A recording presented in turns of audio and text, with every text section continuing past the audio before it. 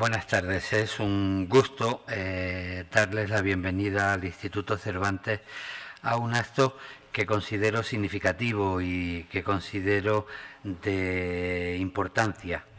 En primer lugar, es un acto alegre para nosotros porque la colaboración con el Instituto Polaco de Cultura para el Instituto Cervantes es de importancia y porque hemos compartido proyectos y vamos a seguir coordinando nuestro trabajo tanto en las sedes de Madrid como en las sedes que tenemos en Varsovia y en Cracovia. Y acabamos de firmar un convenio de colaboración que considero va a ser bastante fértil. Además es importante para nosotros guardar la memoria de Kapuscinski. Yo estoy convencido de la razón que tenía Albert Camus cuando afirmaba que un país vale lo que vale su periodismo. Quizá, para ser más exacto, diré que la democracia de un país vale lo que vale su periodismo.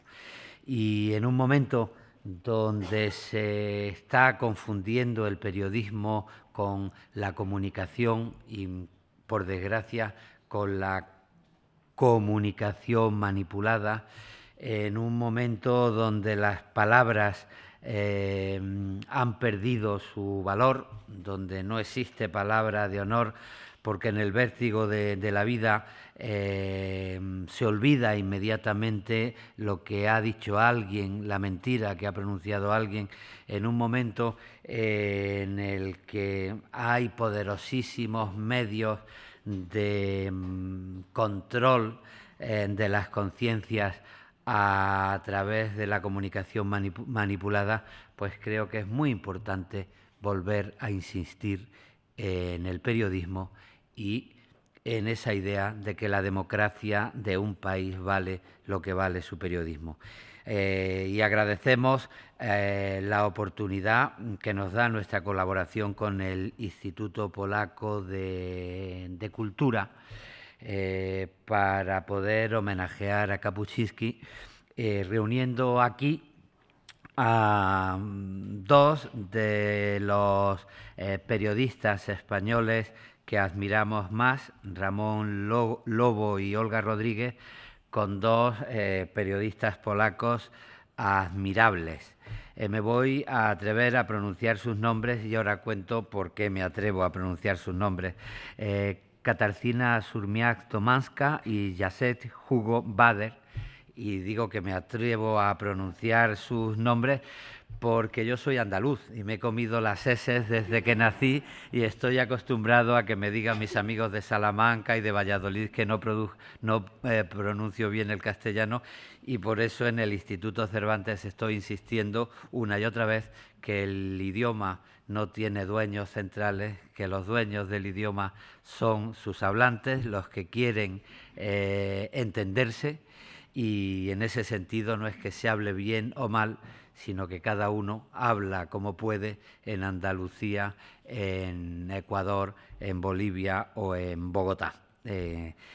Bueno, pues yo me atrevo a pronunciar el polaco, aunque me coma las eses como andaluz, y le quiero agradecer también muy especialmente a Mercedes Monmani, crítica literaria, especialista en la cultura polaca, divulgadora y defensora de la cultura polaca en España. Como crítica, quiero agradecerle su colaboración, el que hoy podamos contar con ella. Muchísimas gracias a todos ustedes por acompañarnos y le paso la palabra a nuestra amiga Miroslava, que va a darles la bienvenida como directora del Instituto Polaco de Cultura en Madrid. Muchas gracias.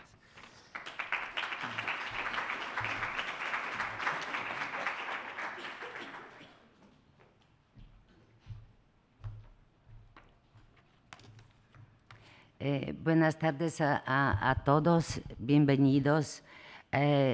Ya ven que estoy en una situación un poco difícil porque Luis fue tan amable de decirlo todo. Entonces, yo solo quisiera, antes de todo, quisiera agradecer al Instituto Cervantes por facilitarnos y ayudarnos en organizar este evento, pero también quisiera subrayar que no es el primer evento que estamos realizando con vuestra colaboración, y siempre los encuentros que organizamos aquí son de tienen mucho interés en público, y como vemos esta vez también tenemos público interesado en ese tema que prácticamente vamos a discutir, que es el reportaje, si es un género entre periodismo y literatura, o tal vez es algo más, o tal vez tiene varios elementos. Como dijo Luis, acabamos precisamente hace varios minutos, hemos firmado el convenio, que me parece que nos da todavía más posibilidades y más espacio y más áreas para pensar en proyectos polaco-españoles, y también en cooperación con Instituto Cervantes, que como sabéis tiene su actividad en Varsovia y también en Cracovia. Y yo, como directora del Instituto Polaco de Cultura, desde cuando llegué siempre busco proyectos bilaterales, o sea, para que tengamos un lugar, un espacio donde podemos conocernos mejor, donde podemos cambiar las ideas, y donde de ese cambio salgan ideas nuevas. Y también quisiera subrayar que no es tan fácil invitar a los periodistas con una trayectoria fascinante y con tanta experiencia, y eso es nuestro logro de Instituto de Cervantes y nuestro instituto, que aquí tenemos realmente los mejores que hay en España y en Polonia. Y muchas gracias a Mercedes, que tú vas a ser la animadora, moderadora, y con tu conocimiento de ambos países, de literatura y de todo eso, serás de mucho apoyo a nuestros invitados. Y yo creo que para no hablar más, porque lo importante es que hablen los invitados y los que realmente tienen mucho que decir, les paso la palabra. Muchas gracias.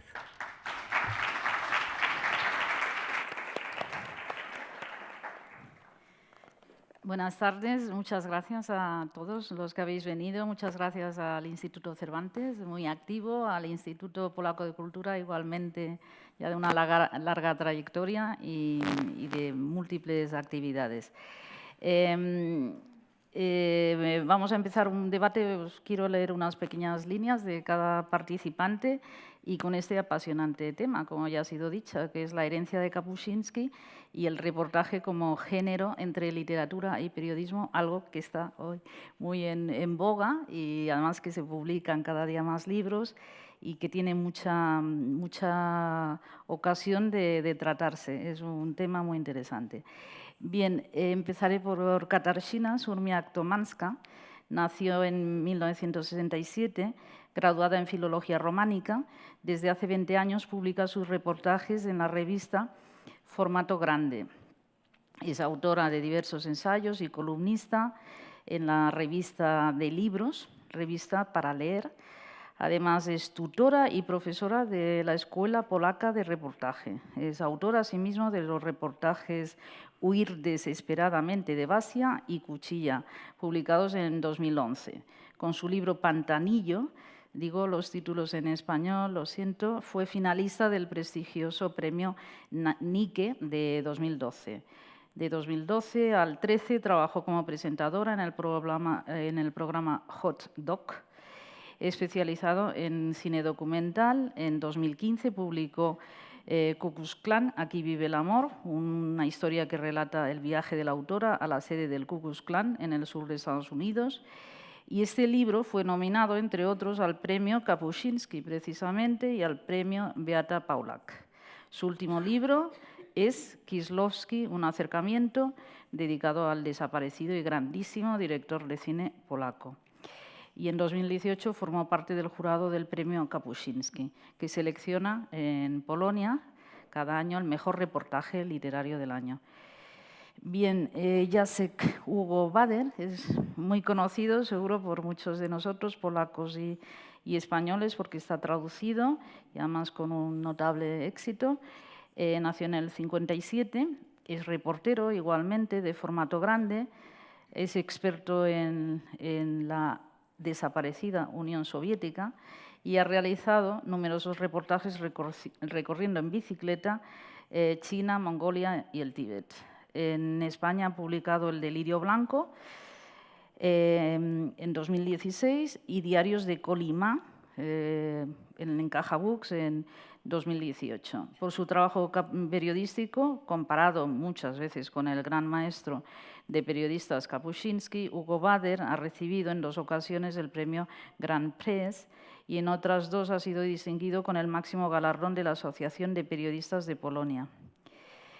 Diarios de Colima ofrecía un fresco de la tierra más terrible del Gulag y de sus habitantes actuales, con un viaje de 2.000 kilómetros por la Ruta 66 Ártica, la llamada Carretera de los Huesos, que ha sido traducida a numerosos idiomas y premiada con el respetado English Pen Award. Hay que decir que Hugo Bader pertenece a una generación que también han sido traducidos aquí algunos autores de este tipo de reportaje literario de lujo, que es Mariusz Sigiu, Gotland, que también fue premiada con un premio importante en Francia, que está en Acantilado, y luego con también Los osos que bailan, historias reales de gente que añora vivir bajo la tiranía, en la editorial Capitán Swing de Witold Szablowski. Pertenecen también a la misma generación, que es la generación de la premiada de este año, Tokarczuk. Y ahora voy a pasar a decirles unas cuantas, un resumen bibliográfico de los participantes españoles. La periodista y escritora Olga Rodríguez, nacida en León en 1975, es licenciada en Periodismo por la Universidad Complutense y especialista universitario en contenciosos de Oriente Próximo en la UNED.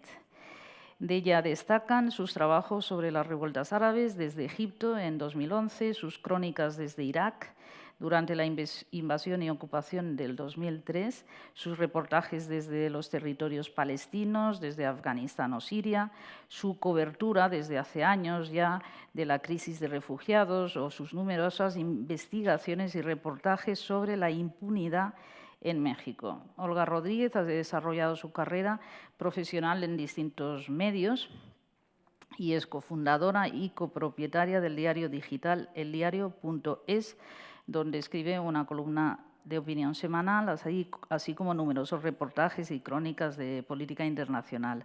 Galardonada con numerosos premios, como el Premio Periodista Enfocada Lupa 2016 o el Premio Club Internacional de Prensa 2006.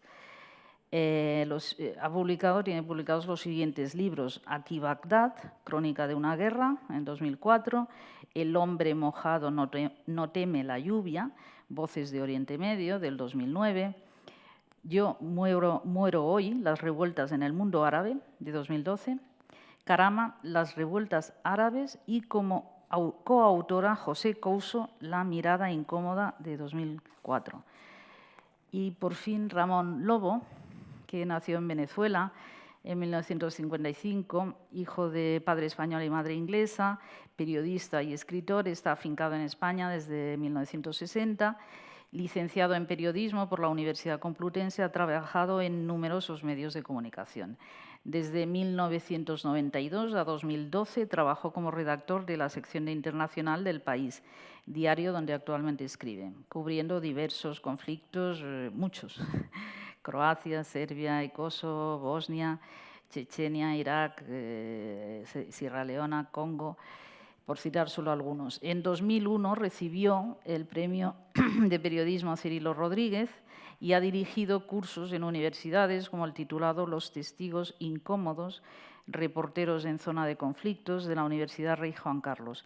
Tiene los siguientes libros publicados: El héroe inexistente, del 99, Isla África, del 2001, Cuadernos de Kabul, del 2010, El autoestopista de Grozny y otras historias de fútbol, 2012, Todos náufragos, del 2015, y el último, El día que murió Kapuscinski, una novela, del 2019, en Círculo de Tiza. El premio Nobel José Saramago dijo de Ramón Lobo: Ramón Lobo tiene la superior cualidad de colocar cada palabra en su exacta medida expresiva, sin retórica ni deslizamientos sensacionalistas, al servicio de lo que ve, oye y siente. Bien, pues empezaremos por Katarzyna, si quieres. El primer tema que podemos hablar, ya que el título se refiere a esto, es precisamente el reportaje, dónde situarlo. Reportaje como género, inclinándose más a la literatura o al periodismo. Desde el premio Nobel a Svetlana Alexievich se ha hablado cada vez más de incluir el reportaje periodístico de calidad y de alta exigencia estilística y narrativa como una rama más dentro de los géneros literarios tradicionales. También ha habido la discusión ahora reciente del libro de Philippe Lançon en Francia, El colgajo, que era el sobreviviente del atentado de Charlie Hebdo, este periodista de Liberación, que además es muy conocido, buenísimo, y el premio Goncourt le negó el premio con esto, aduciendo que no era un texto literario. O sea que sigue siempre en discusión esto de en qué lugar colocarlo, el reportaje. ¿Cuál es vuestra opinión?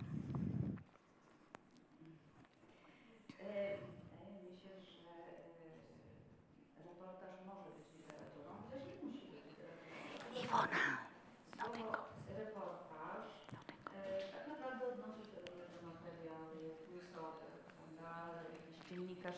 También noticias. Cuando un periodista va a donde algo ocurre y simplemente lo relata, eso también es un reportaje que simplemente cuenta, narra lo que está ocurriendo en algún lugar, que tiene por objetivo proporcionar una información de forma rápida de un sitio donde la gente normalmente no puede visitar. Pero el reportaje puede a veces ser literatura, si toda esa información que reúne el periodista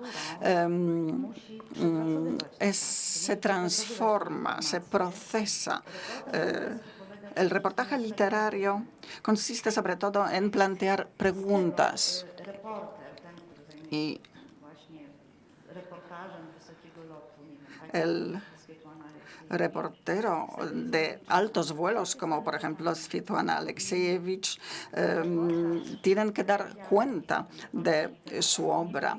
En mi opinión, el reportaje literario no tiene por objeto, no debe tener por objeto estrictamente las cosas que cuenta. Tiene que salir un poco del marco de la realidad que está relatando.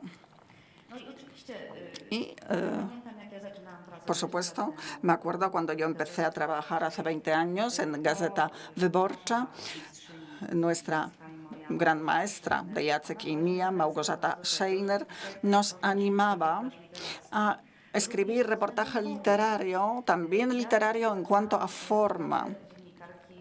Yo empecé a trabajar como periodista, en un periódico local, en la sección de noticias. Entonces, pues escribía sobre lo que estaba ocurriendo a nivel local, las fiestas infantiles para los niños o los accidentes en carretera. Y después, cuando pasé a la sección de reportaje, para mí el mayor problema fue abandonar los esquemas que tenemos, que aplicamos todos los que nos limitamos a relatar los hechos. Creo que todos los autores de reportaje llegan a este género con una carga personal. Por ejemplo, las personas a las que enseño reportaje a veces llegan con la experiencia de haber escrito textos de comentaristas, textos periodísticos. El reportaje significa también, como he dicho, procesar la información, pero también hay que reunir toda esta información, hay que reunirse con nuestros protagonistas. Creo que estas reuniones son muy importantes, tienen que ser muy cercanas, tenemos que procurar acercarnos lo más posible a la gente sobre la que escribimos. El reportaje literario no le gusta. Al reportaje literario la prisa, tiene que haber suficiente tiempo para crear la relación con el protagonista, para construir la empatía, para que los lectores puedan llegar a sentir la situación, darse cuenta de la situación en la que está. Además, el reportaje literario, para mí, no debe servir para evaluar o para poner a la gente a unos contra otros. No debe juzgar, sino debe abrir puentes, vías de comunicación con el otro, con personas que tal vez estén al otro lado de la barricada. Yo querría subrayar sobre todo la importancia de la empatía en el reportaje. Muchas gracias. Pues seguimos por tengo que sacar esto, por Ramón Lobo. Como has mencionado a Kapuscinski, perdón, a Saramago. Un día en casa de Saramago, a mí me daba mucho miedo hablar con él, porque me imponía mucho, porque los portugueses serios son muy serios. Y entonces le dije que los periodistas y los escritores éramos, en realidad, estamos cada uno en una orilla distinta del mismo río. Y él se quedó callado un rato. Yo pensé, coño, he dicho algo inteligente. Y me dijo, más quisierais los periodistas. Bueno, pues ya he recurrido a Kapuscinski, a García Márquez, a muchos, a Orwell, periodistas que pasaron a ser escritores. Yo creo que son dos mundos distintos. En España no tenemos una tradición de periodismo literario, por desgracia. Yo me eduqué, sobre todo en El País, donde trabajé 20 años, donde no existía reportaje literario, existía reportaje con instrumentos literarios, evidentemente, para contar bien las cosas. Pero no somos como los latinoamericanos, que tienen una tradición de reportaje literario, como dices, de estar de meses igual trabajando para construir una historia que está más cerca del libro que del texto.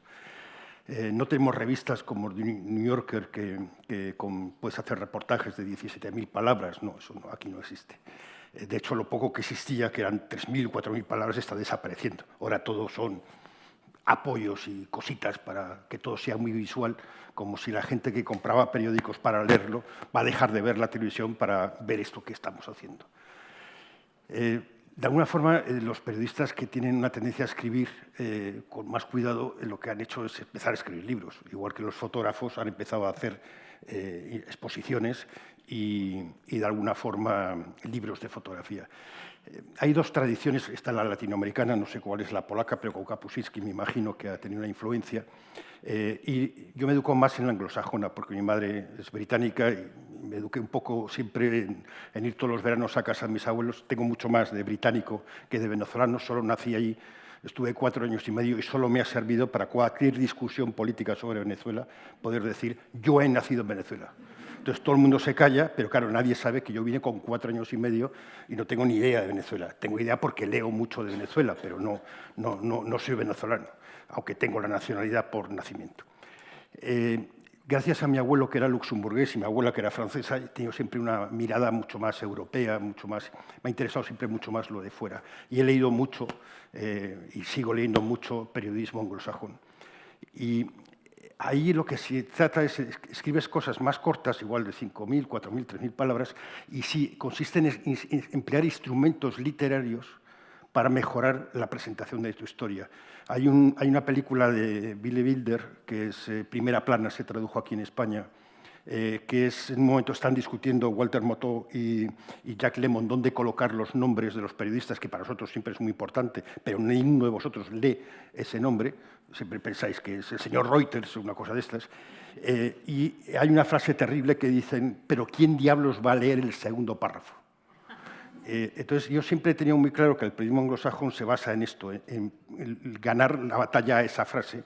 Tu primer párrafo tiene que ser suficientemente bueno, no tiene que ser burocrático, no puedes empezar con cifras, no tiene que ser algo que has escrito en la oficina, tiene que ser algo que nace de la calle, de tener polvo en los zapatos.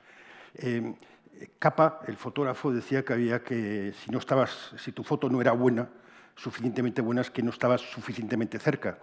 Yo siempre he leído o he entendido esa frase no solo como una cercanía física, que es muy importante, sino sobre todo una cercanía emocional. Es imposible entender las cosas si no tienes una cercanía emocional. Cuando tú vas a un sitio, te sientas, como decía Kapuscinski, si no estás o no compartes unos minutos de tu vida con la gente de la que estás escribiendo, ¿de qué estás escribiendo? Tú tienes que de alguna forma sentarte, callarte, escuchar y esperar que las cosas fluyan. No necesitas mucho tiempo. Pero si das la sensación que tú has venido muy lejos y tienes todo el tiempo del mundo, que igual es media hora, o 1 hora, o 2 horas, siempre surge una historia detrás de la historia que tú ibas a buscar, que es mucho mejor que la que tú ibas a buscar. Y luego, a la hora de escribir, yo no sé cómo se hace. Yo lo único que sé, yo pongo los dedos en el ordenador y los dedos saben cómo lo tienen que hacer. El objetivo es no estropear la historia. Pero siempre he escrito historias en un espacio muy pequeño, o sea, de 3.000, 4.000 páginas es lo que más. Lo más parecido a un reportaje literario grande que he hecho fue una vez que me encargaron de hacer un reportaje sobre dónde estaba Karadzic y Mladic, los 2 criminales de guerra serbo-bosnios. Entonces hice un viaje de estos que ya no se hacen. O sea, fantástico, porque trabajaba en el país, claro, había dinero. Entonces había dinero, era antes de la crisis del 2008. Fui a La Haya a hablar con Carla Del Ponte. Hablé con un espía, me citó en la estación de Ámsterdam, entre el vagón, el andén, no sé qué. A mí me pareció todo muy divertido, pero me dio muchas claves. Entrevisté a un sociólogo holandés que me dio un marco, que es lo que buscamos nosotros, marcos. Creo que decía Kapuscinski un poco, somos buscadores de contextos. Tú, un momento que tengas el contexto, ya solo tienes que colocar los personajes dentro, pero el contexto es fundamental. Yo estoy entrenado en ir a sitios, como decías, yo no me atrevo a decir tu nombre, aunque no soy andaluz, sale Catarina. Yo estoy entrenado a ir a sitios donde pasan cosas, llegar y tener que escribir enseguida, ¿no? Y tener que escribir enseguida. Entonces, las primeras crónicas consisten en no estropear mucho, no decir muchas tonterías, no equivocarte demasiado, siempre hay que jugar como los tenistas, al centro, y luego ya cuando vas hablando con personas te van dando contextos y es maravilloso. Son una cosa más.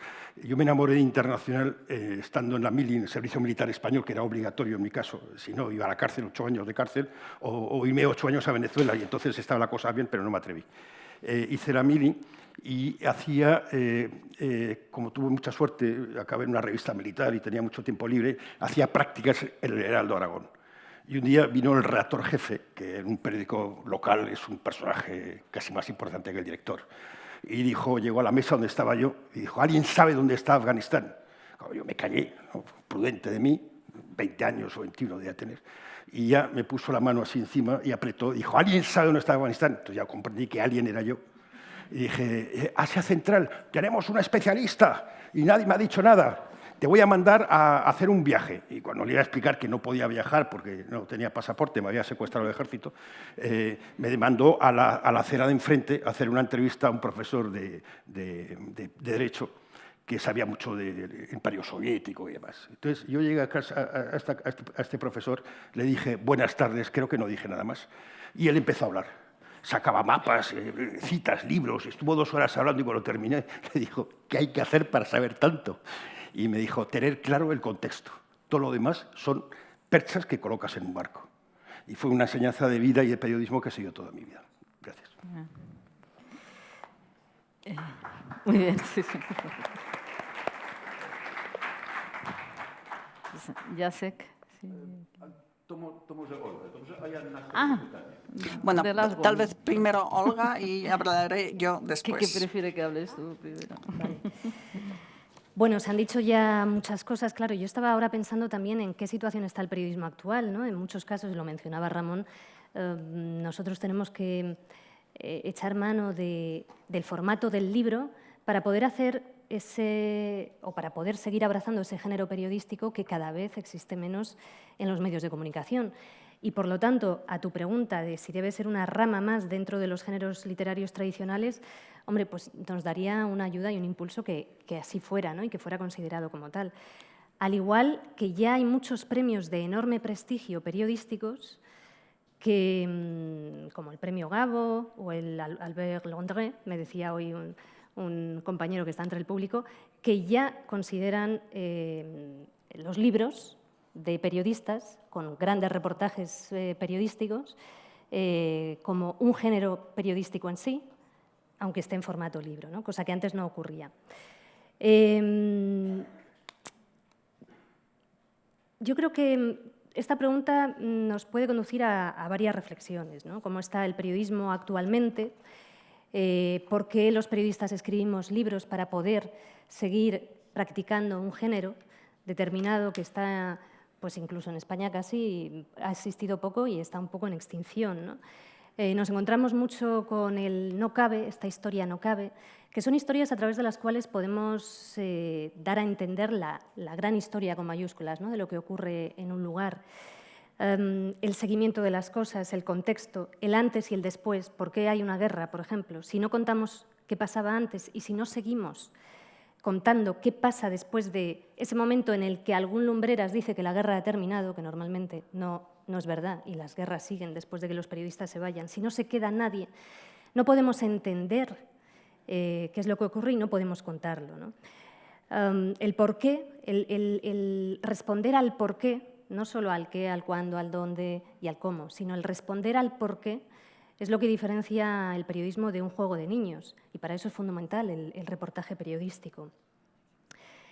Y frente a ese periodismo un poco espasmódico, a golpe de actualidad, yo creo que más que nunca tenemos que explorar ese campo, además en un momento en el que en países como España nuestro oficio, bueno, pues sufre una pérdida de credibilidad y muchos periódicos han sufrido también una pérdida de ventas, ¿no? Yo creo que hay lectores, un gran porcentaje de lectores potenciales, deseando otro tipo de periodismo más pausado, con claves, con narración. Y frente a ese periodismo a veces que vemos del enredo, ¿no? Un periodismo que está sentado en el sofá o en moquetas rojas o en despachos esperando a que alguien le traiga unos papeles, ¿no? Para publicarlos sin contrastarlos muchas veces y llamarlos exclusivas, está ese otro periodismo narrativo que no está tan en contacto con el poder, o sí, pero que sabe que también tiene que estar en contacto con la gente y con la calle para poder ofrecer claves y para poder narrar cuestiones que van a la raíz de las cosas, cuestiones que cualquier historiador o historiadora del futuro honesto trataría en profundidad para explicar nuestro presente. Y en ese sentido, bueno, yo creo que es fundamental reivindicar esto, ¿no? Lo que ocurre que no está ocurriendo, ¿no? Aquí, los que estamos aquí, yo creo que hemos vivido todos de alguna manera el antes y el después en el periodismo, ¿no? Y podríamos entrar en enumerar y desgranar las razones de por qué el periodismo ha ido cambiando. Y no quiero mitificar ese antes, pero sin duda había una voluntad de cumplir unos mínimos a la hora de informar, ¿no? Y ahora en muchos medios de comunicación lo que se exige simplemente es aparentar que se informa. ¿Para qué vamos a ir 3 meses a un lugar a cubrir y contar lo que está pasando en ese sitio si podemos ir solo 3 días, decir que tenemos a un enviado especial allí y obligarle a que cuando aterrice en el aeropuerto de ese país, como yo creo que a mí me ha pasado y probablemente a Ramón sé que también, y no sé a vosotros, pero seguro que también, que de la noche a la mañana el periodismo que hacíamos antes ya no es igual, ¿no? Yo recuerdo que, por ejemplo, una vez en Yemen, pues recién aterrizada en el aeropuerto de Saná, ya me pedían una crónica, ¿no? Yo dije, es que sería una deshonestidad que yo ahora enviara una crónica porque aún no he visto nada. Te leemos el último teletipo. Digo, ya, pero es que yo no sé si las agencias de información hacen un trabajo excelente, son imprescindibles. Hay algunos de los periodistas de agencia de noticias que conozco son de los mejores, pero si nos limitamos a ver el mundo a través de esos 2 grandes ojos, que son esas 2 grandes agencias de noticias, hay más que hacen información internacional, pero que no suelen estar trabajando para buena parte de los medios de comunicación. Los medios de comunicación no las compran, con lo cual en la mayoría de los medios de comunicación del mundo hay esas 2 grandes agencias internacionales que hacen mejor o peor su trabajo, que lo pueden hacer muy bien, pero que si vemos el mundo solo a través de esos 2 grandes ojos, estamos condenados a una uniformidad de la información y es un poco orwelliano, ¿no? O sea, tenemos que reivindicar la pluralidad de miradas y tenemos que reivindicar que los periodistas estén donde pasan las cosas para poder tener perspectivas y miradas diferentes, ¿no? Acabo con una anécdota que cuento a menudo, estando una vez en Bagdad, por contar un poco cuáles son las dinámicas ya en las redacciones muchas veces, ¿no? Estando en Bagdad, bueno, pues yo iba paseando por la calle y hay un bombardeo estadounidense sobre un mercado de civiles. Y entonces, pues 27 muertos, la mayoría mujeres y niños. Yo llamo aquí a la redacción y digo, ha ocurrido esto. Esto no iba a ser un gran reportaje, ¿no? Pero por entender un poco las dinámicas. Y me dicen, uy, es que acaba de salir un urgente de una agencia de noticias. Claro, cuando los urgentes llegan a las redacciones, en muchas redacciones las pantallas empiezan a brillar y se oye pi, pi, pi. Ya hay invita a un estado de alarma dentro de la redacción. Y ha salido un urgente que dice que el alto mando central estadounidense en Qatar, en Doha, dice que va a haber un parón en el avance de las tropas estadounidenses. Digo, vale, fenomenal, pero yo estoy aquí en Bagdad y yo eso no lo sé, bueno, pues contadlo vosotros, yo os estoy contando esto, ¿no? Y se empeñaron en darme paso por ahí porque también las dinámicas y la costumbre de que quien marca todo, quien marca el eje vertebral de absolutamente todo, ya sea la última hora como la narración más profunda, a veces es la agencia de noticias, porque ya se ha prescindido tanto del enviado especial y del reportero que esa dinámica está impuesta, ¿no? Entonces me dieron paso por ahí, por el alto mando central estadounidense en Doha. Y yo dije, sí, bueno, pero yo estoy en estos momentos en el mercado de Al-Shoala, en Bagdad, se ha pasado esto, y bueno, conté lo que veían. Media hora más tarde, colgué, media hora más tarde llegan los compañeros de Reuters. Y bueno, pues desde allí ven lo que ocurre y envían el urgente de un mercado bombardeado, 27 muertos, y ese urgente llega a todas las redacciones del mundo, suena pipi, la pantalla hace... Y entonces me llaman desde la redacción y me dicen, oye, acaba de haber un bombardeo contra no sé qué, te damos paso. Digo, no, ya lo habíamos contado, ¿no? Entonces esto explica un poco en qué situación está el periodismo a veces, ¿no? Y cómo esto además, y con esto ya termino, cómo esto además a veces nos apresa, ¿no? Nos apresa porque si estamos 12 horas al día entre 4 paredes, es muy difícil ver lo que pasa afuera. Y claro, te tienes que fiar de lo que te cuentan las agencias, ¿no? Y yo no estoy hablando de, cuando digo fuera, puedo estar hablando de un barrio de Madrid, ¿eh? Entonces, claro, no sabes qué está pasando realmente. Entonces, estás obligada a un tipo de narración que es fulanito dice y menganito dice lo contrario, ¿no? Entonces, hay veces que cuando vemos que se da el mismo valor a una cifra y a su contraria, nos encontramos con un periodismo equidistante que no siempre tiene por qué serlo, ¿no? Porque, bueno, pues no es lo mismo, no se puede dar la misma credibilidad a quien acaba de matar a 27 personas diciendo que no lo ha hecho. Si estás allí, tú lo ves. Si no estás allí, bueno, pues tienes que dar la misma credibilidad, eso, a una cifra y a su contraria, a una declaración y a su contraria. Por explicarlo con un ejemplo, imaginémonos que estamos en la Segunda Guerra Mundial y leemos, el rabino del gueto de Varsovia dice que los nazis están masacrando a los judíos. Punto. Goebbels lo niega. Punto. ¿Dónde está la realidad aquí? Necesitamos reporterismo y necesitamos el género del reportaje periodístico urgentemente, que vuelva.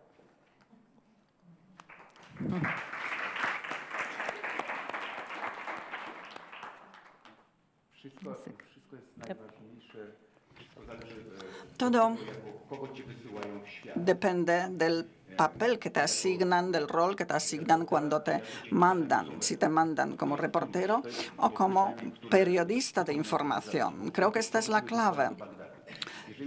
Es la pregunta que te tienes que preguntar. ¿Te mandan como periodista? Entonces, tu papel es narrar rápidamente la historia del bombardeo. Si te han mandado como reportera, no te pueden regañar por no ser rápida. Te tienen que dar unos días o incluso semanas para construir tu historia. Kasia y yo tenemos, y en general los reporteros polacos, tenemos la suerte de encontrar medios que nos piden reportajes. Y estos medios saben que van a gastar mucho dinero en alguien que no va a traer ninguna noticia fresca, que no va a contar cuándo tuvo lugar un bombardeo, quién murió en ese bombardeo, ni los costes que esto acarreó, sino que se preguntará por qué ocurrió. Buscará las personas que soltaron los misiles o que soltaron las bombas. No contará dónde y cuándo, sino contestará al por qué. Creo que es otra profesión. Reportero es otra variedad de periodismo. No todas las redacciones tienen un departamento de reportaje. En mi diario este departamento existe. Es un departamento que se gasta mucho dinero para mandar a reporteros para que se pasen varias semanas en algún rincón muy alejado del mundo y a lo mejor escribirá solo un par de textos. Hace unos años podíamos decirle simplemente a nuestro jefe, mira, quiero escribir sobre esto. Y el jefe te decía, perfecto, vete por allí, ¿cuánto dinero necesitas? Tú decías lo que necesitabas. Y no había ningún problema. Ya no funcionamos de esta forma, aunque siguen existiendo las redacciones de reportaje.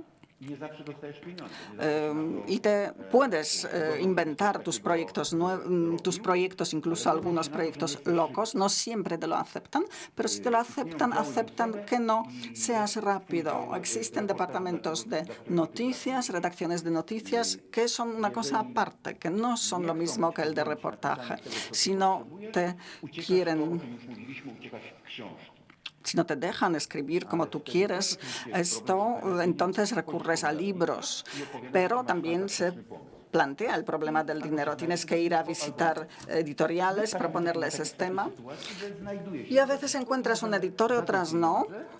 Kasia y yo, de momento, conseguimos editores que publican nuestros libros. Pero incluso si nos falta dinero para hacer el viaje, podemos pedir dinero, como hice yo. Yo pedí dinero a mi esposa. Porque busco cualquier medio para hacerlo, porque el reportaje es mi destino, no puedo vivir sin él. Yo me vine a pasar 3 días en Madrid y, por supuesto, tengo conmigo mi trabajo, que lo tengo en mi hotel, y esta mañana Ayer por la mañana he trabajado y esta tarde también. El reportero es una persona que trabaja siempre. Yo estoy aquí hablando con ustedes, pero solo con un hemisferio de mi cerebro. Con el otro estoy pensando en el libro sobre los chamanes siberianos en el que estoy trabajando ahora.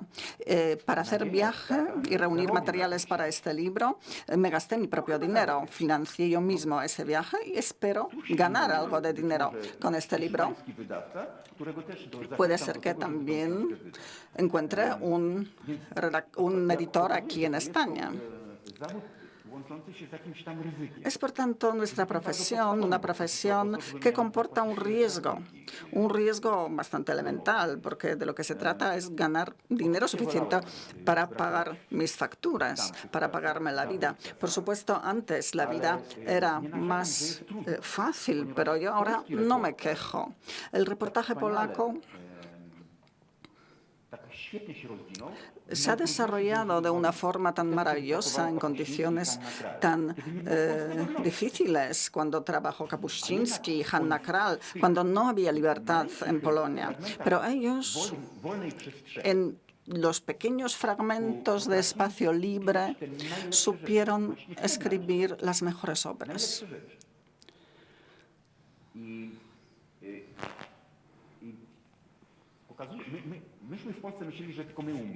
En Polonia creíamos que solo nosotros sabíamos leer ese reportaje, leer entre líneas. Pero parece que los textos de Kapuscinski, escritos en aquella época, también les gustan mucho a los extranjeros. Por ejemplo, El emperador es un libro que se entiende en todo el mundo. Todo el mundo entiende de qué trata este libro. Es un libro sobre la dictadura, que es la misma en todas partes. Yo podría coger este libro, por suerte no es un libro muy voluminoso, cambiar el nombre del país, poner Tayikistán o Uzbekistán y cambiar algunos detalles, y este libro seguiría describiendo aquellos países, porque es un libro universal. El reportaje como género literario es muy buena herramienta para describir este tipo de fenómenos.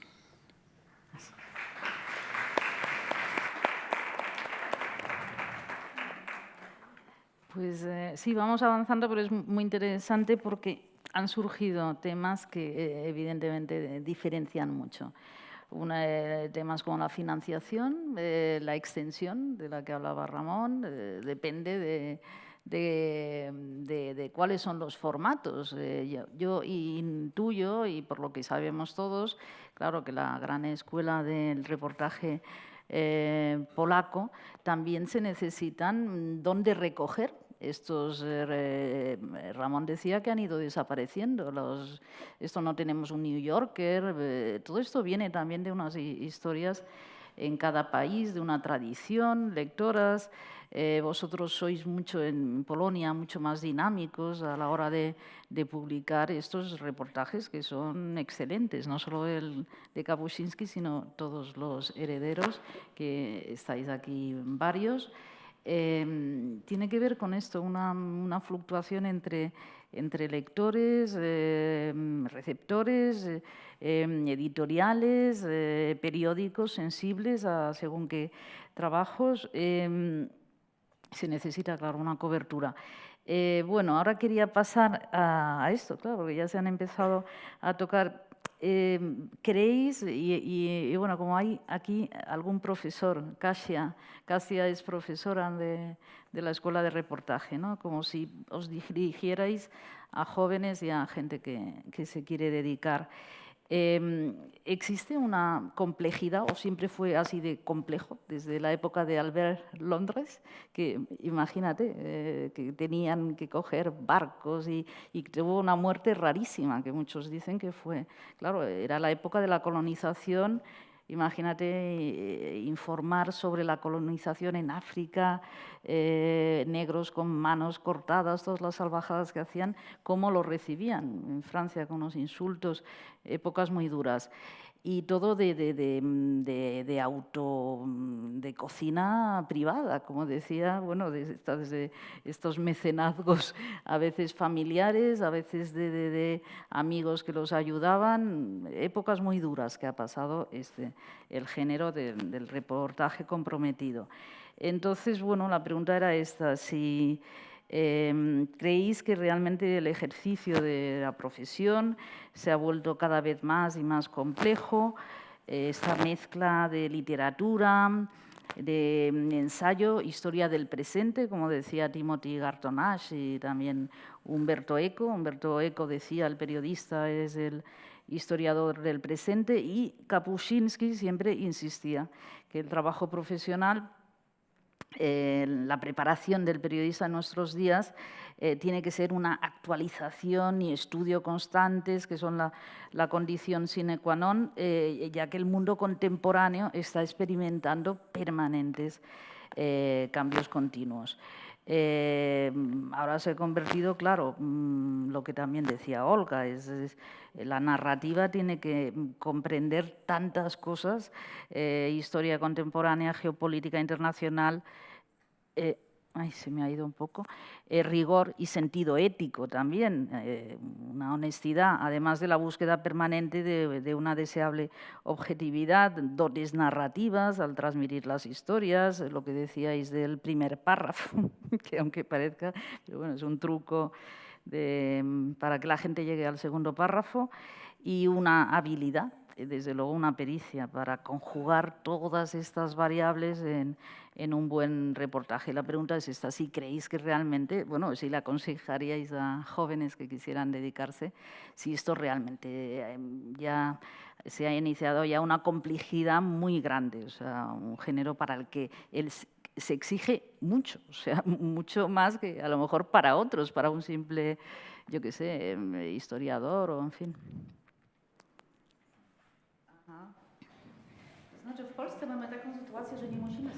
En Polonia no tenemos que animar a nadie porque muchísima gente desea escribir este tipo de reportaje. Yo lo observo en el ejemplo de nuestra escuela polaca de reportaje, fundada por Marcin Szczygieł, a quien se conoce muy bien en España. También enseña ahí Jacek. La escuela lleva existiendo 10 años y ahora me acuerdo que el primer curso que abrimos pedimos a la gente que presentara una muestra de su obra y que el número de interesados ha aumentado tanto, a pesar de que no son cursos baratos. Todos los años aceptamos 50 personas nuevas. La mayoría son gente joven, pero muchas veces también gente, por ejemplo, de mi edad, que ya tiene su profesión, agentes inmobiliarios o gente que tiene su negocio, una tienda, o que son periodistas, pero que no tienen nada que ver con el reportaje, que simplemente el reportaje les llama y creen que el reportaje es una experiencia en sí muy interesante. Yo siempre me pregunto cómo es que la gente quiere gastarse tanto dinero para estudiar en nuestra escuela, que tampoco es garantía de nada. Y siempre lo que veo en estas personas es un deseo de vivir aventuras. Así que nosotros no necesitamos animar a la gente. También el nivel de nuestros alumnos es fantástico. Son gente con mucha cultura. Así que las conferencias prácticamente no son tales, son conversaciones. Los alumnos plantean preguntas muy interesantes, tienen muchos conocimientos. Por supuesto, los problemas, las dificultades empiezan cuando tienen que escribir, cuando tienen que enfrentarse con su protagonista y exigirle su historia, una historia a partir de la cual se pueda crear una narración. En cuanto a que si esta profesión es cada vez más fácil o cada vez más difícil, a mí me parece, al escuchar a Jacek cuando decía que hay cada vez menos dinero que se destina en la prensa a reportajes, es verdad. Yo empecé a escribir reportajes hace 20 años cuando Jacek ya era toda una estrella. Y recuerdo perfectamente esa época en la que cuando tú tenías un buen tema encontrabas el dinero sin ningún problema, te podías ir a la otra punta del mundo. En aquella época nadie de nosotros se planteaba publicar un libro, no lo necesitábamos, porque la revista de Gazeta Wyborcza satisfacía totalmente nuestras necesidades como escritores.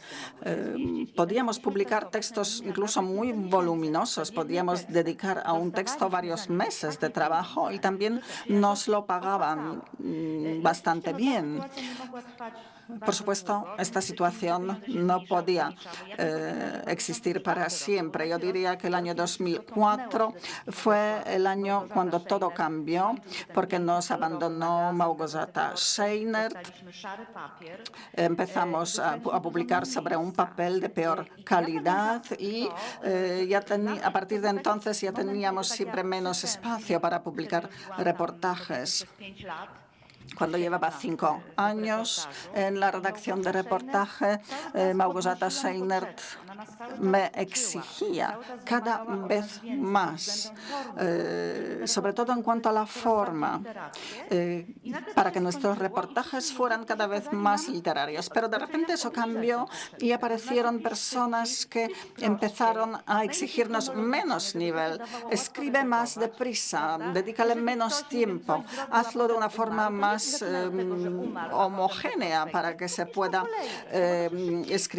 leer más fácilmente. Escribe en orden cronológico para que sea más fácil. También se redujeron los fondos y eso fue doloroso, pero a la vez, cuando empezaron a exigirnos menos, cuando empezaron a pagarnos menos, empezaron también a exigirnos menos. Y eso fue muy triste, porque teníamos que trabajar por debajo de nuestras posibilidades y capacidades. Sin embargo, creo que para el reportaje polaco ese fue un buen momento, porque fue cuando empezaron a publicarse libros de reportaje y en el año 2005, 2007, empezamos a publicar nuevos libros. Apareció la editorial Czarne, es una editorial de gran prestigio en Polonia, especializado en reportaje literario. Y de repente descubrimos que las editoriales ofrecen todo lo que antes nos ofrecía Gazeta Wyborcza e incluso nos ofrecen mejores condiciones. Podíamos dedicarle tiempo a nuestros reportajes y también había suficiente dinero porque hay lectores. Creo que la crisis de la prensa escrita ha sido algo beneficioso para el reportaje literario. Ahora tenemos la posibilidad de ir aumentando nuestro nivel y cuando es cada vez más frecuente que un reportero que realiza un viaje y recoge materiales simplemente no es capaz de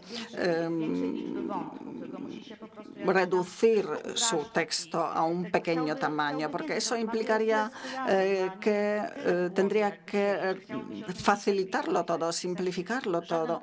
Y creo que el espacio que necesitamos para escribir un buen reportaje hoy en día no lo puede ofrecer ningún periódico, ninguna revista. Creo que, de hecho, hoy en Polonia todos los editores, todas las editoriales tienen una línea editorial destinada a reportaje.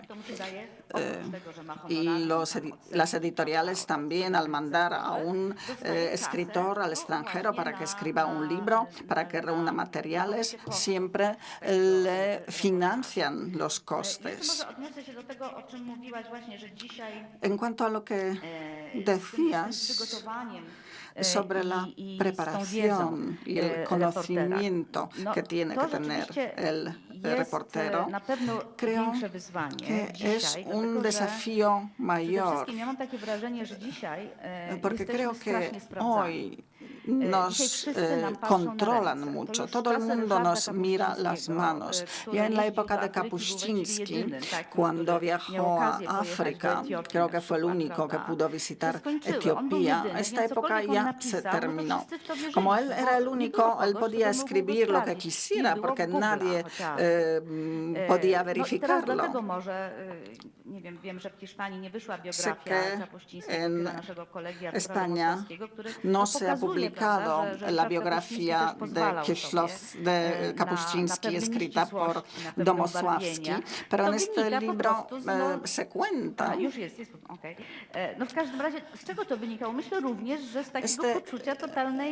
Esto se debe también al hecho de que Kapuscinski se sentía impune de alguna forma. Por supuesto, hoy también estas cosas ocurren. Ocurre que un reportero o un escritor lo pillen plagiando o tergiversando los hechos. Y normalmente eso es un gran escándalo. Ahora, cuando vamos a publicar un nuevo libro, nos cuesta noches sin dormir porque nos da pánico que aparezca algún error, alguna inexactitud y que sea pues una cosa muy desagradable. Creo que desde este punto de vista los tiempos son más difíciles, hay que prepararse más, pero también tenemos el Internet que nos permite prepararnos mejor. Antes teníamos que pasar mucho tiempo en las bibliotecas o llamar y hablar con muchas personas para informarnos. Sin embargo, la profesión es más difícil de ejercer porque hoy el periodista puede ser periodista o reportero cualquier persona. No hace falta estudiar periodismo. Por supuesto, no significa que una persona que estudie periodismo pueda escribir reportaje.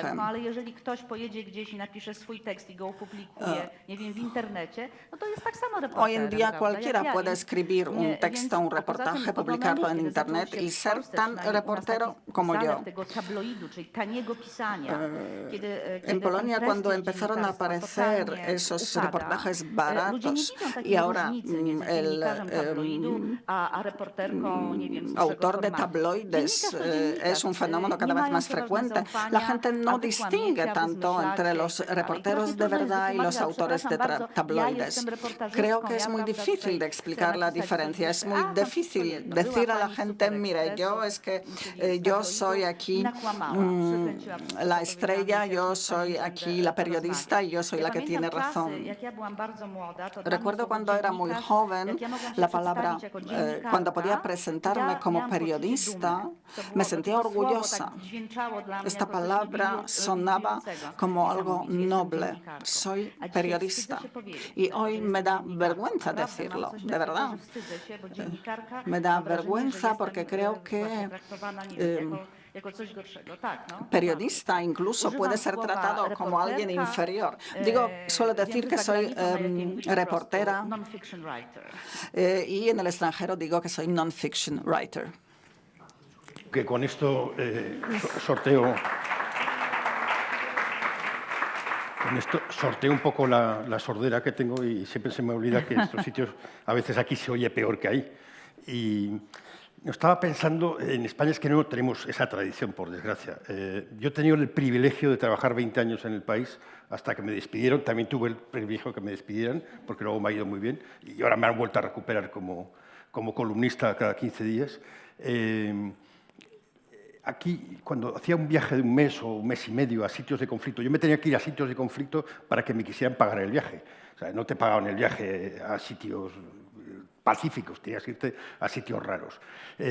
Yo siempre he tenido claro el reportaje, que era el motor de mi viaje, pero muchas veces cuando estabas en una cobertura muy informativa, por ejemplo, los Balcanes, Bosnia, con bombardeos diarios, muertos, yo sabía que tenía que trabajar en 3 velocidades. Tenía que trabajar a la velocidad del día, la velocidad del pequeño reportaje que tardas 4 o 5 días en construir y esa historia más profunda que igual lo consigues publicar al final de tu viaje después de estar 3 o 4 semanas hablando con gente. Nunca llega a la figura del reportero. Estoy totalmente de acuerdo contigo que son dos mundos distintos. El reportero que solo va a hacer 1 o 2 reportajes, John Lee Anderson, por ejemplo, cuando viaja con el New Yorker o cualquier otro, y otra cosa es ir a un sitio y tienes que hacer muchas cosas a la vez.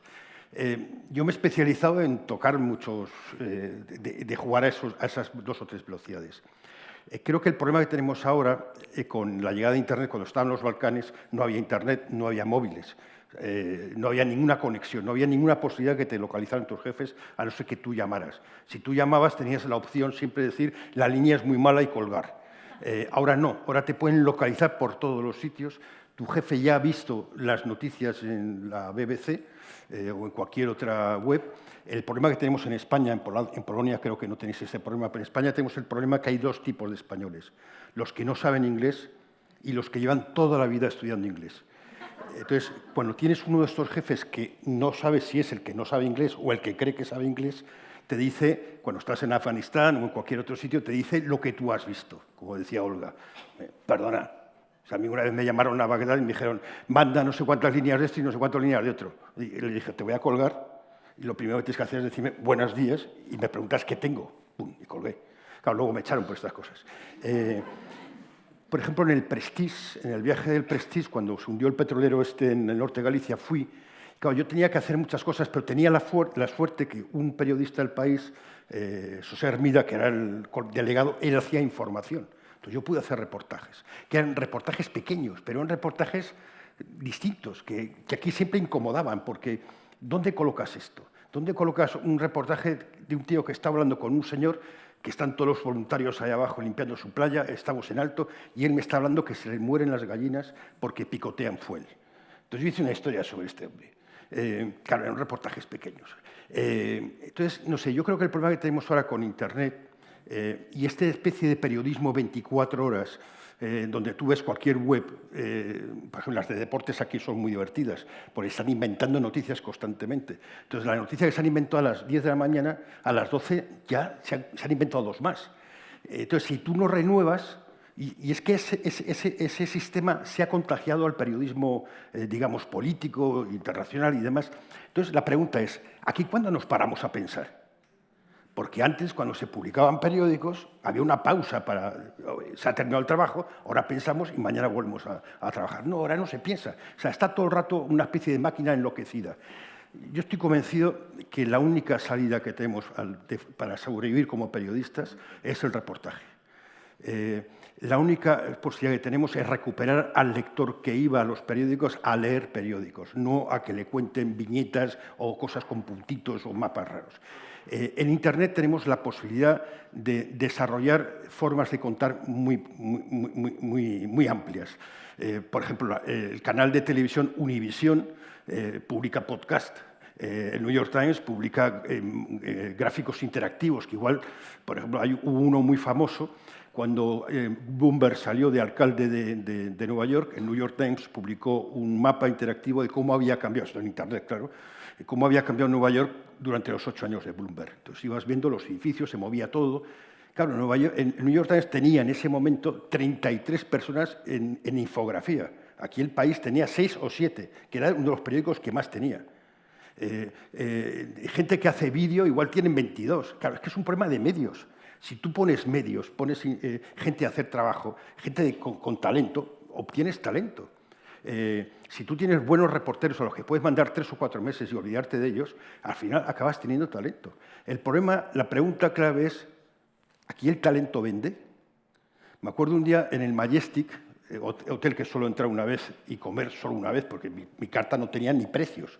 Yo no hubiera podido pagar ni la sopa. Estaba comiendo con Roures, su mujer, y una novia que yo tenía en ese momento. Podía haber conocido a su mujer en Albania. Es el último hotel que me emociona siempre mucho ir a hablar del Majestic, donde duerme Antonio Machado. Sí. Antes de, bueno, lo sí, sabías, fue uno de los hoteles de la Guerra Civil también. Han puesto una placa De aquí paso, es muy emocionante. Pues ahí en el Majestic, Roures, que era un empresario todavía no de tanto éxito como ahora, me hizo una pregunta que, debido a que mi respuesta no fue la correcta, nunca más nos volvimos a hablar. Me dijo, ¿tú crees que aquí tendría éxito el Vanity Fair, el americano? Le dije, hombre, si contratamos a muy buenos periodistas, porque el Vanity Fair tiene también muy buenos reportajes, yo creo que sería un fracaso. Si no contratamos buenos periodistas, intentamos hacer una cosa apañada, será un fracaso. Es que el problema es, aquí hay público para un reportaje de calidad. Yo creo que sí lo hay, pero es muy pequeño. Hay una revista que además se presenta hoy un nuevo librito, que es 5W, que lo han hecho un grupo de periodistas y fotógrafos. Sí hay un público, yo creo, que era el público que iba al kiosco a comprar, es el que sí está interesado en este tipo de periodismo.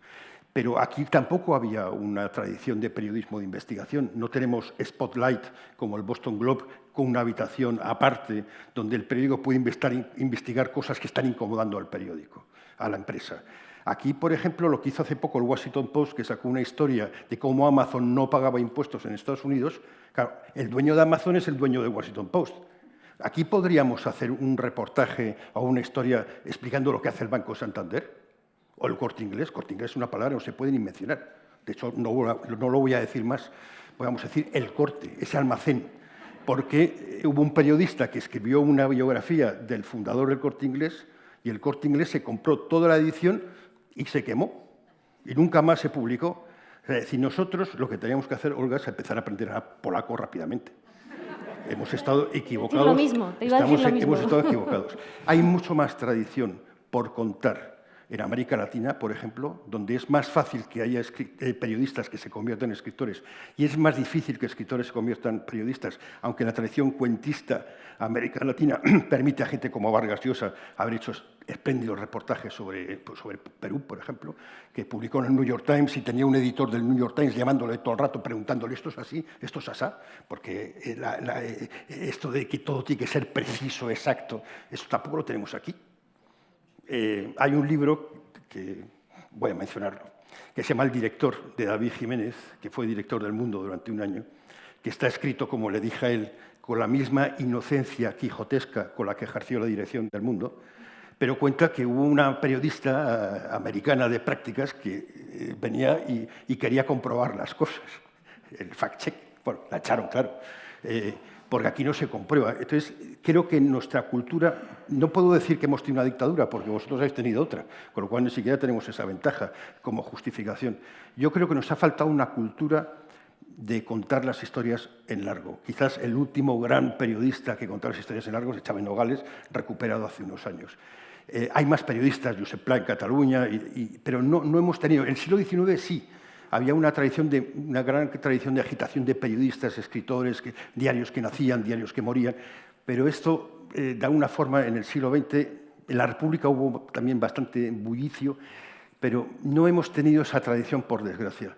Y ni siquiera tenemos la tradición anglosajona del reportaje más corto, en el que siempre tiene que haber personas. Porque aquí, si os fijáis, por ejemplo, con los desahucios, hasta que periodista digital, no, perdón, he dicho, eso es peor que el Corte Inglés, periodismo humano publicó historias de gente. Aquí se hablaba de los desahucios desde los números. Por ejemplo, si ahora vamos a Chile, ¿cómo contamos Chile?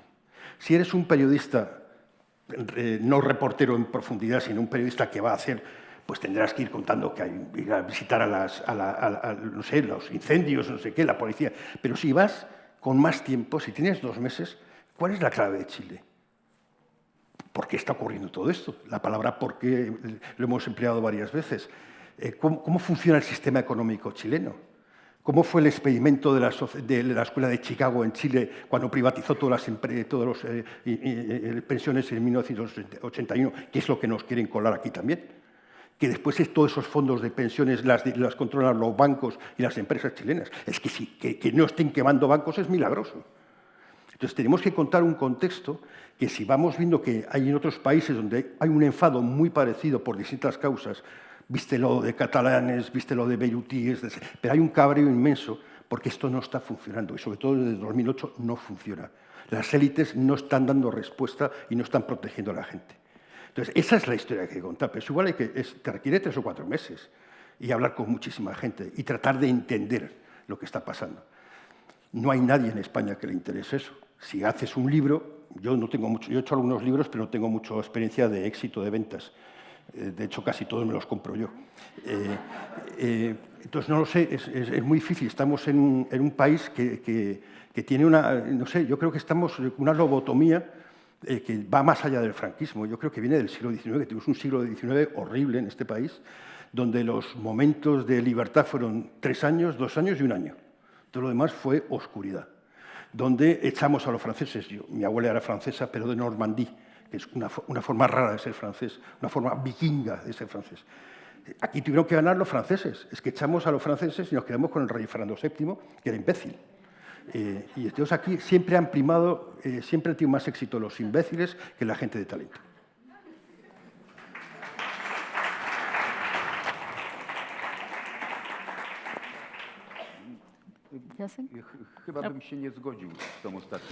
Yo no estaría de acuerdo con la última frase de Ramón. Creo que es imposible. Y si lo aplicamos a la literatura, al reportaje, creo que la calidad siempre sabe defenderse. Si escribes libros suficientemente buenos, seguro que hay personas que los quieren leer. Puede ser que no eliges bien el tema. Busca otro tema y seguro que te lo compran. Puede que a ti te interesen otros temas de los que interesan a tus lectores. Puede ser que tú seas el extraño, el raro, y no tus lectores. O puede ser que todos los lectores sean raros y tú seas el único normal, pero no me parece probable. Estoy convencido de que la calidad siempre sabe defenderse. En Polonia existe esa editorial que mencionó Kasia Czarne, que paga reportajes en forma de libro a personas sin experiencia, que todavía no son ni periodistas, que no han publicado nada. Por ejemplo, una amiga mía le pidió a la directora de esta editorial, le dijo que quería escribir un reportaje sobre Lima. Era una estudiante de Kasia, es la única referencia que tenía, y le dieron el dinero. Se fue a Lima, escribió el libro, este libro se publicó. A lo mejor no consiguió grandes ventas, pero existe. Y esta chica aprendió con este libro, ahora va a volver a hacer otro viaje a América Latina para escribir su siguiente reportaje. Creo que hay una gran competencia en cuanto a los temas. Todo el mundo pretende ser reportero, todo el mundo escribe libros. En Polonia, nosotros los autores decimos en broma que hay más gente escribiendo libros de la gente que los lee. Y hay un poco de razón en eso. Hay una inundación de libros, pero creo que hay que saber elegir. Y también es verdad que hay cada vez menos lectores, porque de hecho se puede estimar el número de lectores y sabemos que hay cada vez menos. En Polonia hay un 30% de la población que lee libros, es decir, 1 de cada 3 polacos se lee al menos un libro al año. Es muy poco.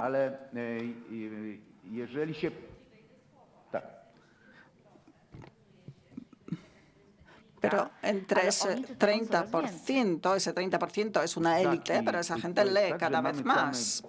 Sí, es verdad que tenemos un grupo de reporteros que viven de sus libros, de sus reportajes, y yo soy uno de ellos. Yo vivo de escribir, vender libros, y puede ser que sea bastante excepcional.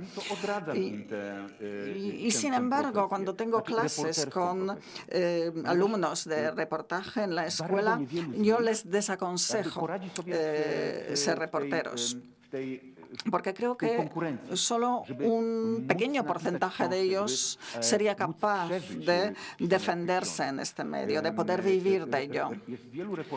Hay muchos reporteros y reporteras que viven, por ejemplo, gracias a su pareja, que es una persona con medios económicos, pero me resulta difícil desaconsejarles la profesión que yo practico y decirles que tal vez sea mejor que se inventen otra cosa, porque yo tampoco soy un buen ejemplo.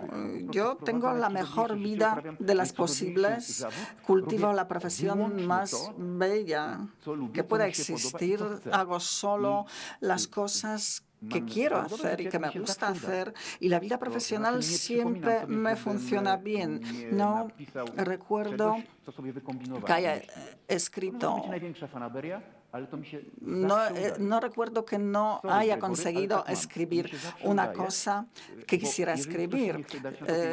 Puede parecer raro, pero siempre lo consigo. Si no me lo quieren pagar, conseguiré financiarlo yo. Y luego sé que podré recuperar ese dinero, pero no les puedo decir honestamente a los estudiantes de que todos lo van a conseguir. Por supuesto que no. Sin embargo, nuestra profesión tiene una magia. Todo el mundo quiere ser reportero. Los jóvenes tienen un enorme interés por esta profesión. Existe una magia y una leyenda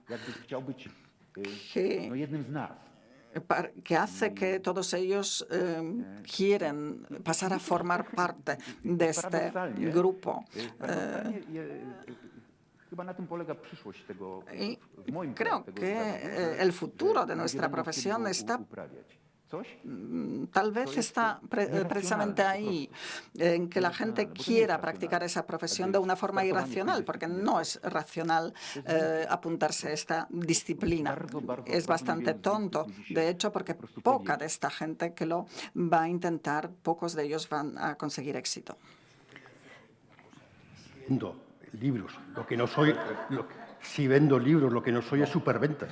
Claro. Y estoy muy agradecido a todos los lectores que lo compran, pero me gustaría que hubiera muchos más. Es que yo creo que lo que ha dicho Jacek se puede aplicar a cualquier consejo a un joven o a tu hijo que te venga y diga, quiero ser pintor, quiero ser poeta, quiero ser novelista, actor, ¿qué le dices? Pero no, por esto no hay que dejar de intentarlo. ¿Y político? Estamos en el mundo de las altas exigencias del arte, el reportaje, ser actor, ser un buen pintor, ser un buen poeta. ¿Qué les dices?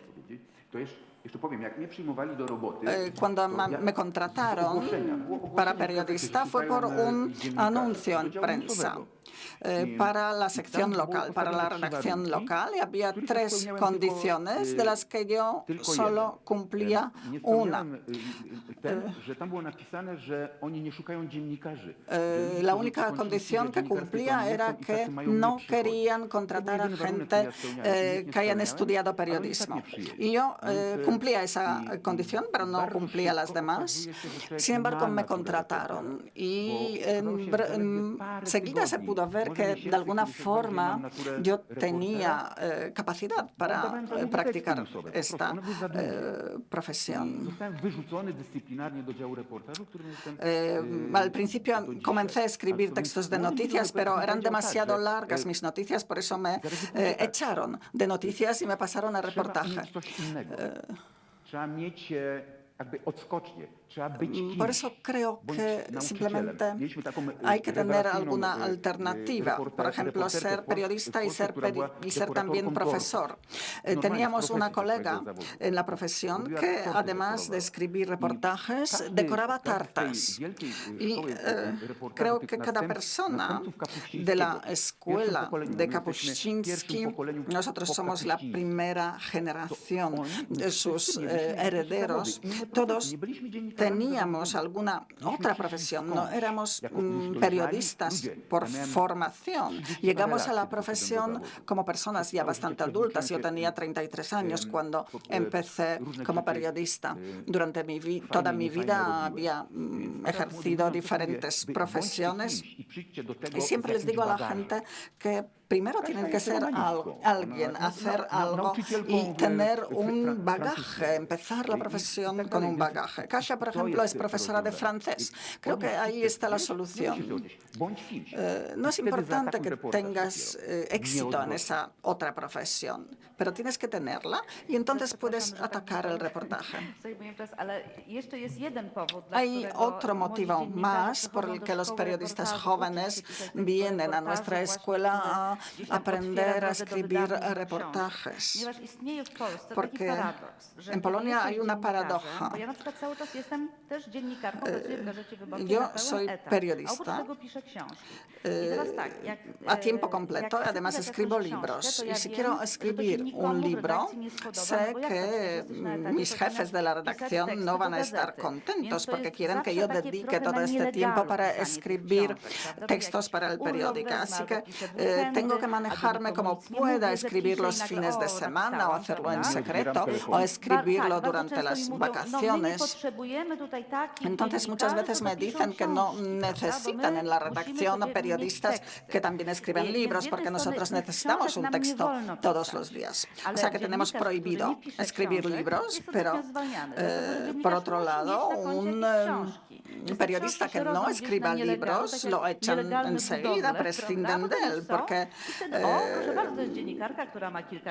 esto es importante, una ventaja en el currículum del periodista. Parece paradójico, pero es así. No se ve bien que escribamos libro, pero luego esto supone una ventaja. Es que los periodistas necesitan también escribir libros. Que todos los periodistas tienen un libro dentro, que es un sitio magnífico para donde se debe quedar el libro. ¿Para qué? Donde se quede el libro dentro. ¿A dónde se quede? Jest takie Bueno, powiedzenie yo creo que amerykańskie, że każdy dziennikarz ma en España, ma w tanto Ramón środku como yo wewnątrz conocemos casos de książkę. periodistas incluso un poco I że tamta castigados książka powinna... por escribir libros. Nos están diciendo que no sale la traducción. ¿Ah, no? No, ellos, que no sale... ¿No? Sí, ya sí. Ahora sí, vale.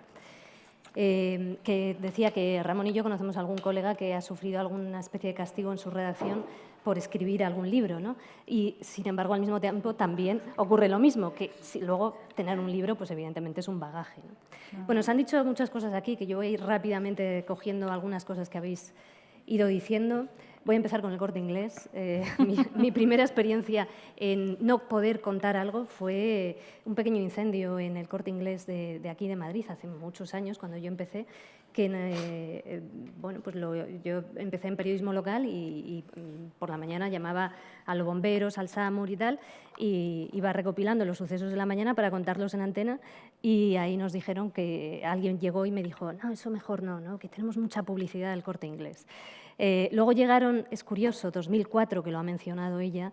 En 2004 yo creo que también podemos estar de acuerdo que fue un año bastante devastador que marcó el antes y el después, ¿no?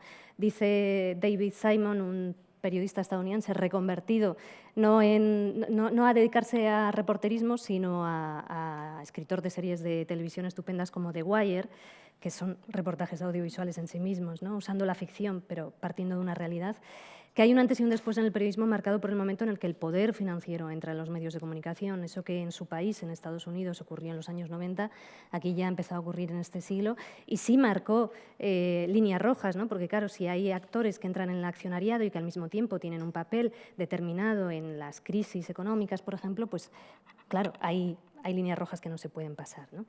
Se ha hablado también, Ramón ha mencionado esta triple, que a mí me ocurre lo mismo por ser española, esta triple faceta, ¿no? Vas para contar lo del día, pero también vas con voluntad de hacer reportajitos y también vas con la voluntad de hacer reportajazos, ¿no?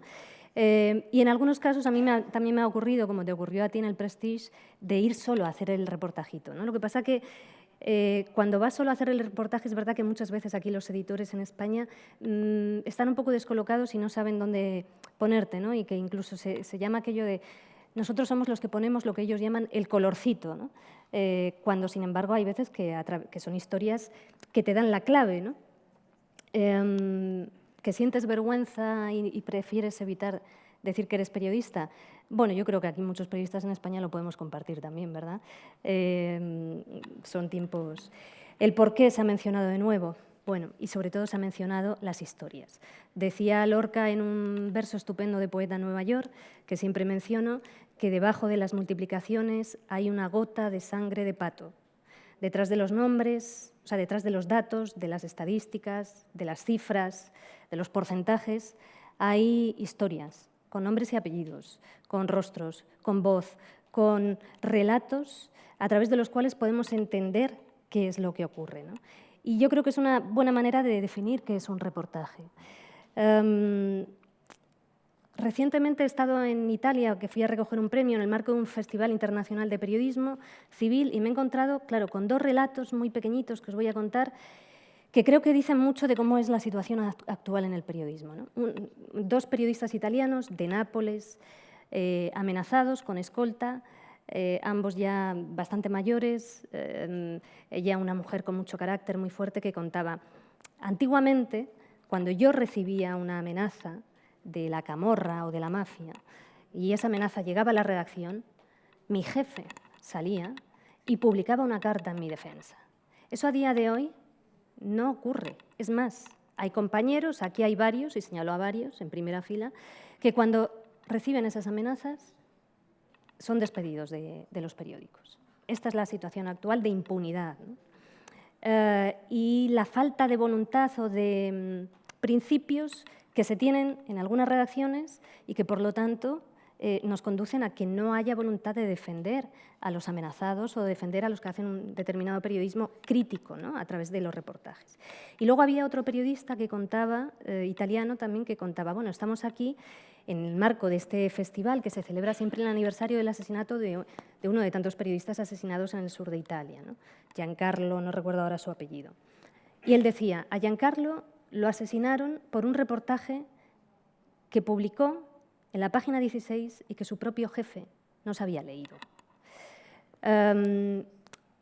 No se lo publicaron ni en portada, ni en la segunda, ni en la quinta, en la página 16, y su jefe no se lo había leído. Y yo creo que es una manera, bueno, muy breve de contar en qué situación está el periodismo en muchos lados, ¿no? Yo creo que no debemos conformarnos con decir, bueno, podemos seguir escribiendo libros y al menos podemos contarlo en los libros. Yo creo que tenemos que reivindicar también que haya medios de comunicación que apuesten por el reportaje y que apuesten, además, conscientes de que forma parte de nuestro futuro, porque está todo por explorar, al menos en los medios de comunicación españoles en ese sentido. Yo uno de los libros que he escrito que más aprecio tengo, lo escribí como una necesidad, porque había historias que no podía plasmar en los medios de comunicación, ¿no? Recuerdo, estando en Afganistán, después de haber estado pues 3 meses bueno, pues pasando cosas duras, que ya me iba a ir y quería pasar a ver unos heridos en un hospital de Kabul, me pierdo en el hospital, termino en el área de maternidad y abro la puerta y me encuentro con una mujer joven, así muy guapa, con un bebé prematuro, como no, tantos prematuros en las guerras, en brazos, ¿no? Y me la quedo mirando y no puedo dejar de mirarla y digo, ¿por qué la estoy mirando? ¿Por qué no puedo dejar de mirarla? Es muy guapa, le hago una foto, le saco la foto y digo, no, pero ¿qué es lo que me está llamando la atención aquí? Y me di cuenta de qué es lo que me llamaba la atención. Esa mujer estaba sonriendo y en un contexto en el que yo no había visto a nadie sonreír en 3 meses. Yo eso no lo podía contar en un medio de comunicación español en esos momentos. O la historia de Yamila, una mujer iraquí a quien perdí la pista en Irak, la había conocido en 2002, en 2003 desaparece, pensamos que está muerta y su hija un día reaparece, nos cuenta que las habían secuestrado ambas, tropas estadounidenses, que las habían llevado a una cárcel, que las habían torturado. Empezamos a buscar a Yamila, no la encontramos. Bueno, pues Yamila resulta que finalmente fue una de tantas mujeres que estuvo en la cárcel de Abu Ghraib, ¿no? Y estas madre e hija pasaron momentos muy duros porque recibían torturas en áreas separadas, pero oían los gritos la una de la otra y era terrible, ¿no? Pero cuando no los oían también era terrible porque pensaban que podían haber muerto, ¿no? Y la niña, bueno, la chavala que tenía 17 años, a punto de cumplir 18, la habían secuestrado con un camisón que tenía un pequeño alfiler, un pequeño imperdible, y le obligaron a ver cómo violaban a 2 presos, ¿no? Y ella todas las noches dice, yo no podía dormirme, o sea, solo me tranquilizaba acariciar ese imperdible porque pensaba, bueno, si intentan violarme, intento suicidarme con el imperdible, ¿no? O la historia posteriormente de Ibtihal, una niña que cuando yo llegué a cubrir la invasión y ocupación de Irak, con todo lo que eso conllevó para el país y para la población y el sufrimiento y el dolor, yo vi una foto, que no la hice yo, una foto que no recuerdo ahora qué fotógrafo la hizo, una foto que es una lástima que no la haya traído porque seguro que muchos la reconocéis porque salió en muchos medios de comunicación publicadas, ¿no? De una niña muerta en brazos de un hombre que la está rescatando de unos escombros en la ciudad de Basora, ¿no? Y a mí esa foto, bueno, para mí representaba todo lo que yo había vivido en Irak y visto, y esa niña para mí era la idea platónica de todas las niñas de Irak, ¿no? Y quedó ahí en una esquinita del escritorio de mi ordenador y la veía todos los días. Y un día se abrió sin querer y empiezo a mirar esa foto de cerca y veo que me doy cuenta de que no tiene el brazo totalmente caído, que el brazo como que ella lo está sosteniendo. Y entonces pienso, espera, que a lo mejor esta niña no está muerta como yo pensaba, ¿no? Tenía una pierna arrancada y tal. Y entonces empiezo a hacer llamadas a Bagdad y a Basora, pues a colegas de organismos no gubernamentales, bueno, empiezo a preguntar y me entero de que efectivamente esa niña no estaba muerta. Y para mí aquello era una enorme noticia, ¿no? Porque entonces era que Irak a lo mejor no había muerto del todo, incluso que a lo mejor yo misma no estaba tan muerta como pensaba, ¿no? Y bueno, empezamos a investigar y entonces esa niña fue la única superviviente de una familia, de un matrimonio con 7 hijos. Quien la está rescatando es su tío. La niña se fue a vivir con sus abuelos, pero hay un dato que a mí me parece que es que la niña era sordomuda de nacimiento. Es decir, esa niña no había oído ninguno de los ruidos de la guerra. Había sentido la vibración de las bombas, como las sentimos todos, pero no lo había oído. Pero, sin embargo, desde su silencio, a mí me daba la impresión que quizás lo había escuchado mucho más que otros, ¿no? Y, desde luego, mucho más que buena parte del mundo. Bueno, todas estas historias, ¿por qué no pueden estar contadas en los medios de comunicación? ¿Por qué tenemos que conformarnos con los libros? Que no es poco, es muchísimo. Yo estoy encantada de escribir libros. Pero también hay todo un público que a lo mejor no es el público de los libros, que tiene derecho a poder acceder a ello en los medios de comunicación. Y con esto termino. ¿Vende el talento? Hacíais esta pregunta por aquí. ¿Vende? ¿Le interesa a la gente? Es verdad, estoy de acuerdo con ambos. Es verdad lo que dice Ramón, porque existe también la voluntad desde las propias redacciones de decir esto no interesa, esto no es lo que pide la gente, y también nos autoconvencemos colectivamente, ¿no? De fuera para adentro y de dentro para afuera, pero al mismo tiempo tenemos que buscar fórmulas para interesar. Y aquí cuando se dice, no, es que a la gente no le interesa, a mí siempre me parece que es tirar balones fuera, porque la responsabilidad siempre tiene que estar en nosotros y en los editores. Tiene que interesar, es nuestra responsabilidad social, somos un servicio público. Hay que ser valientes, lo más cómodo es decir, bueno, pues apostamos por lo fácil, ¿no? por la última hora siempre y ya está. Nos olvidamos de la narración, nos olvidamos del reportaje. ¿Cómo puede interesar? Bueno, pues apostando por ello, teniendo voluntad. Pero es que puede haber incluso razones políticas por las que no haya voluntad desde algunas redacciones de apostar por el reportaje, porque el reportaje va al porqué de las cosas, a la raíz de las cosas, como decíamos antes, ¿no? Pero ante eso, si tú tienes un medio de comunicación con gente conocida, con primeras firmas, tú tienes que anunciar. Puedes incluso, no sé, hacer tambores, redoble de tambores para anunciar. Dentro de 15 días os empezamos a contar esta historia. En fin, hay fórmulas que tenemos que seguir indagando y bueno, sigamos indagando en ellas en este debate que continúa. Gracias. Es muy importante los jefes. La figura del jefe es importantísima. Kapuscinski cuenta en Heródoto, en los viajes de Heródoto, que su redactor jefe le regaló este libro antes de su primer viaje. Jefes que te guíen, gentes que te digan, eso no es un apoyo, es un reportaje. Cuando contabas esto de Irak, estaba acordando de un reportaje que hice que lo dimos pequeño, pero en realidad si hubiera tenido el talento suficiente, tendría que ser una historia mucho más grande. Estaba en Basora al principio, en el 90, antes de la invasión, mucho antes de la invasión. Creo que fue en el 92 o algo así, final del 92. Estaba con un traductor que no era un traductor, era una espía, que traducía y claro, toda la respuesta de la gente lo traducía diciendo están en contra del embargo. Y yo le decía, pero está hablando media hora el tío, no me digas. O dices más o no comes hoy, que te pague Saddam Hussein la comida. Un día le castigué sin comer. Bueno, un día estábamos ahí en Basora y me fijé en un hombre que tenía una caja llena de patos. Entonces no entendí por qué los patos no se escapaban y le pregunté a través del traductor por qué los patos no volaban. Entonces cogí un pato y me enseñó que las alas las tenía quebradas, no podían volar. Y le dije, pero los patos, ¿por qué no saltan? Y me enseñó otro pato que tenía las piernas rotas. Entonces yo lo que escribí fue que él era Saddam Hussein, la caja era Irak y por eso los iraquíes no se iban. Nosotros veíamos paz, gente que parecía estar tranquila, gente que parecía aceptar el sistema. No aceptan el sistema, tienen las alas rotas y tienen las patas rotas. Eso hubiera sido un reportaje largo. Y uno muy cortito que hice también en Kosovo, que eso sí lo dieron en primera página, fue que la traductora, que siempre son una fuente maravillosa de historias, pero nosotros somos esponjas, lo único que hace es escuchando todo. Me habló de una funeraria que se llamaba Skopje, en Mitrovica Norte. Mitrovica es una ciudad en el norte de Albania, que el río Ibar separaba la parte serbia de la parte albanesa. Entonces fuimos a la parte serbia, a Skopje, para hacer un reportaje sobre este tipo.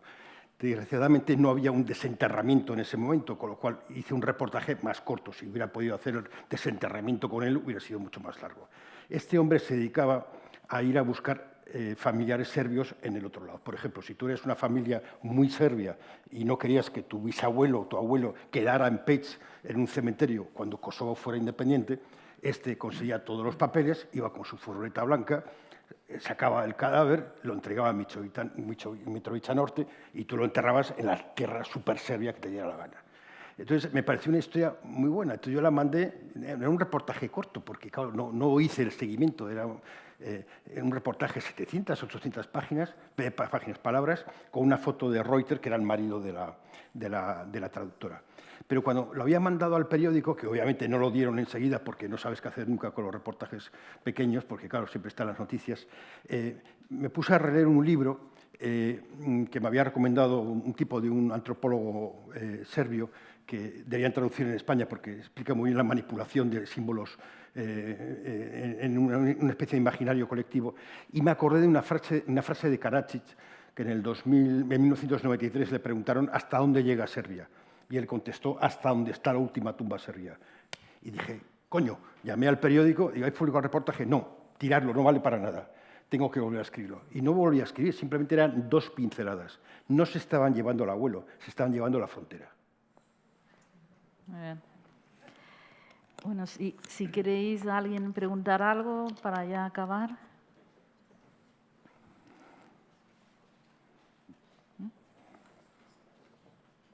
Acabamos.